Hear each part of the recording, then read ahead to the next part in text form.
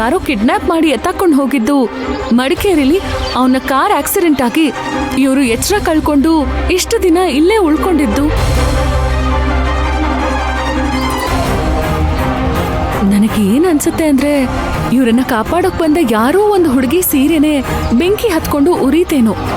ಗುರುತು ಸಿಗದೆ ಇರೋಷ್ಟು ಸುಟ್ಟು ಹೋದ ಆ ಹುಡುಗಿನ ನೋಡಿ ಅತ್ತೆ ಅದು ಇವ್ರೇನೆ ಅಂತ ತೀರ್ಮಾನ ಮಾಡಿದ್ದಾರೆ. ನನಗೂ ಹಾಗೆ ಅನ್ಸ್ತಿದೆ ಪರಿ. ಏನ್ ದೇವಿ, ಕರೆಕ್ಟ್ ತಾನೆ? ಇರ್ಬೋದು. ನಾನ್ ಸತ್ತು ಹೋದೆ ಅಂತ ಅವ್ರು ಹೇಳಿರೋದು ಕೂಡ ನನಗೆ ಗೊತ್ತಿಲ್ಲ. ಏನೇ ಇದ್ರೂನು ಏನ್ ನಡೀತು ಅಂತ ಇನ್ಮೇಲೆನೆ ನಾವು ಅತ್ತೆ ಹತ್ರ ಡೀಟೇಲ್ ಆಗಿ ತಿಳ್ಕೋಬೇಕು. ಹೌದು ಪರಿ. ದೇವಿ, ನನಗೊಂದು ಫೋನ್ ಮಾಡ್ಬೇಕಿತ್ತಲ್ವಾ? ಹೇಗಬಿ, ಅವರೇ ಮನಸ್ಸು ಸರಿ ಇಲ್ಲದೆ ಇದ್ದು ಇತ್ತೀಚೆಗಷ್ಟೇ ಹಳೆ ನೆನಪೆಲ್ಲ ಮತ್ತೆ ಬಂತು ಅಂತಿದ್ದಾರೆ. ಕರೆಕ್ಟೇ.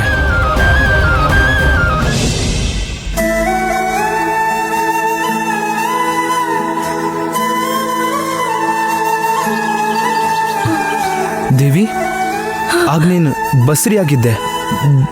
ನಮ್ಮ ಮಗು ನಿಮಗ್ ನೆನ್ಪಿದ್ಯಾ ಅಭಿ? ನನ್ನ ಹೊಟ್ಟೆಲ್ ನಿಮ್ ಮಗು ಬೆಳಿತಿರೋದು ನಿಮಗ್ ನೆನ್ಪಿದ್ಯಾ? ದೇವ್ರೆ, ಇಷ್ಟು ಸಾಕು ನನ್ಗೆ.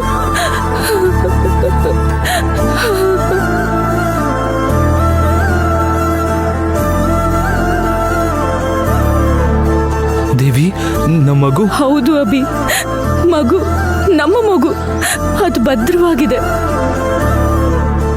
ಇದೇನೆ ಇಷ್ಟು ದಿನ ನನ್ನ ಜೀವಂತವಾಗಿಟ್ಟು ಕಾಪಾಡಿ ನಿಮ್ಮ ಹತ್ರ ಭದ್ರವಾಗಿ ತಂದು ಒಪ್ಸಿದೆ.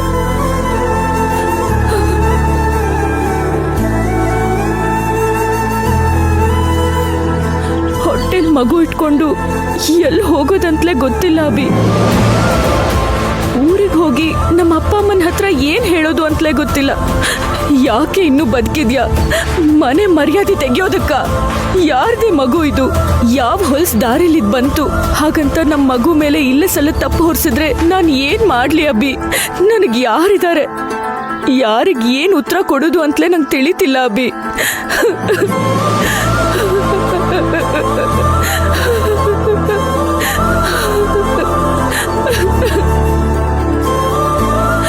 ನಿನಗೆ ನಾನಿದ್ದೀನಿ ದೇವಿ. ಅದು ಈಗ, ಆದ್ರೆ ಆಗ ನನಗ್ ಮನೆಗೂ ಹೋಗಕ್ಕಾಗ್ಲಿಲ್ಲ, ಅಪ್ಪ ಅಮ್ಮನ್ನು ನೋಡಕ್ಕಾಗ್ಲಿಲ್ಲ. ಸ್ವಲ್ಪ ದಿನ ನನ್ನ ಮನ್ ಸರಿ ಇಲ್ಲದೆ ಇರೋದ್ರಿಂದ ಬಂದು ನಿಮ್ಮನ್ನ ನೋಡಕ್ಕಾಗ್ಲಿಲ್ಲ. ನಾನು ದಿನ ದಿನ ಸಾಯ್ತಿದ್ದೆ ಅಭಿ.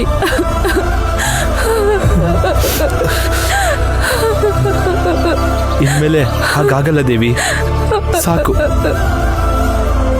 ಹೋಟೆಲ್ ನಮ್ಮ ಮಗು ಇಟ್ಕೊಂಡು ನೀ ಇಷ್ಟು ಕಷ್ಟಪಟ್ಟಿದ್ದು ಸಾಕು. ಈಗ ನೀ ನನಗೆ ಸಿಕ್ಕಿದ್ಯಾ ಅಲ್ವಾ? ಇನ್ಮೇಲೆ ಇಡೀ ಬದುಕು ನೀನು ನಮ್ಮ ಮಗುನು ನನ್ನ ಜೊತೆನೇ ಇರ್ತೀರಾ. ಇನ್ನು ನಿಮ್ಮನ್ನು ಕೈ ಬಿಡಲ್ಲ ದೇವಿ. ಅಭಿ, ದೇವಿ,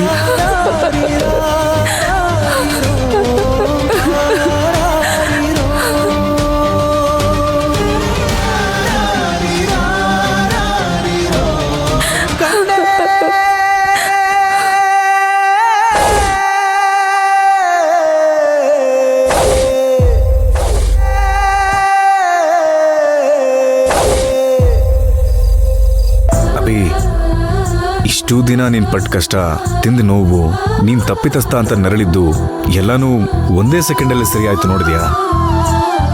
ಹೌದು ಅರ್ಜುನ್, ನನ್ನ ದೇವಿನ ನಾನು ನೋಡಿದೆ. ನನ್ನ ಮನಸ್ಸು ಈಗ ತುಂಬ ತಿಳಿಯಾಗಿದೆ. ಆ ದೇವರು ದೊಡ್ಡವನ್ ಕಣೋ. ಇದೇ ಸಂತೋಷದಿಂದ ನಾವೆಲ್ಲರೂ ಹೊರಟ್ಬಿಟ್ಟು ನಾಳೆ ಬೆಂಗಳೂರಿಗೆ ಹೋಗೋಣ. ಅಲ್ಲಿ ಅಮ್ಮನ ಹತ್ರ ನಡೆದಿದ್ದ ನಿಜ ಎಲ್ಲ ಹೇಳಿ ಇವ್ರನ್ನ ಒಪ್ಪಿಸ್ಬಿಟ್ರೆ ಮುಂದೆ ನಡಿಬೇಕಾಗಿರೋ ಎಲ್ಲ ಕೆಲಸನೂ ಅಮ್ಮನೇ ನೋಡ್ಕೊಳ್ತಾರೆ.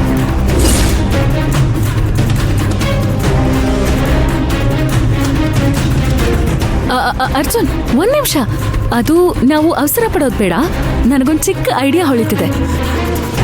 ನಾವ್ಯಾಕೆ ಅಭಿಭಾವನ್ಗೂ ದೇವಿಗೂ ಇಲ್ಲೇ ನಾಳೆ ಒಂದು ದೇವಸ್ಥಾನದಲ್ಲಿ ಮದ್ವೆ ಮಾಡಿಸಿ ಆಮೇಲೆ ಅವರನ್ನ ಬೆಂಗಳೂರಿಗೆ ಕರ್ಕೊಂಡು ಹೋಗ್ಬಾರ್ದು? ಏನ್ ಹೇಳ್ತಿದ್ಯಾ ಪರಿ? ಯಾಕೆ, ಏನಾಯ್ತು? ಮದ್ವೆಗೆ ಯಾಕಿಷ್ಟು ಅವಸರ ಪರಿ?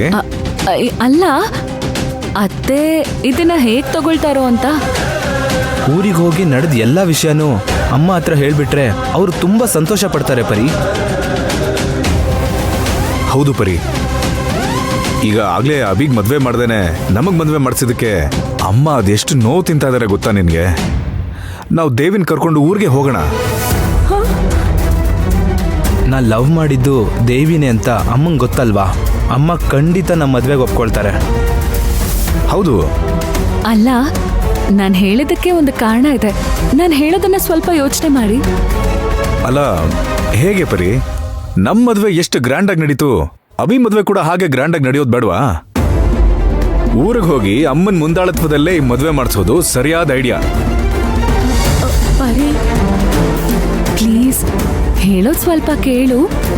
ಇಲ್ಲೇ ಮದ್ವೆ ಮಾಡಿಸಿ ಆಮೇಲೆ ಹೋಗೋಣ. ನೀ ಯಾಕೆ ಹೀಗೆ ಹೇಳ್ತಿದೀಯ ಅಂತ ನಂಗೆ ತಿಳಿತಿಲ್ಲ. ನಾ ಹೇಳ್ತಿದ್ದೀನಲ್ಲ, ದೇವಿ ಸಿಕ್ಕಿದ್ಲು ಅಂತ ಅಮ್ಮಂಗೆ ಹೇಳಿದ್ರೆ ಅಮ್ಮ ಸಂತೋಷ ಪಡ್ತಾರೆ.